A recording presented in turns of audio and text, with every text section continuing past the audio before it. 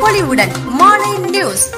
கேரளாவில் ஒருவருக்கு Nipah virus உறுதி செய்துள்ள நிலையில் தமிழக சுகாதாரத்துறை சார்பில் தமிழக கேரள எல்லை பகுதியான களியக்காவிளையில் சுகாதாரத்துறை சார்பாக இன்றும் 6வது நாளாக தீவிர பரிசோதனையானது நடைபெற்று வருகிறது.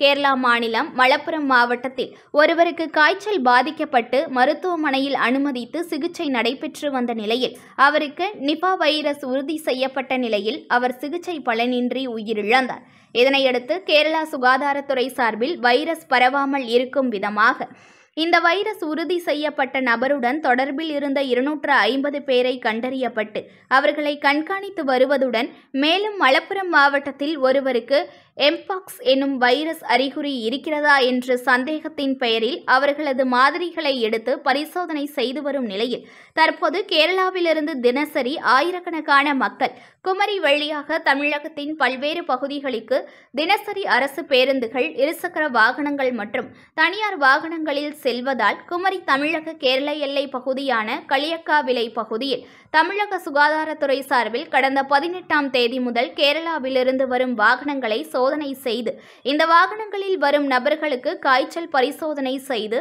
வாகன எண்களை குறித்துக் கொள்வதுடன் எங்கிருந்து வருகிறார்கள், அதேபோல் தமிழக எல்லைக்குள் எந்த பகுதிகளுக்கு செல்கிறார்கள் என்பதையும் கேட்டறிந்து குறித்துக் கொள்கின்றனர்.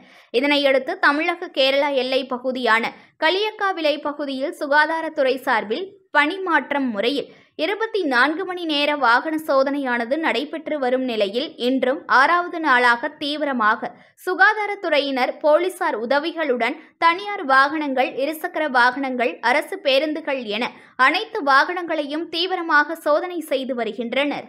புத்த புது பொலிவுடன் மாலை நியூஸ்.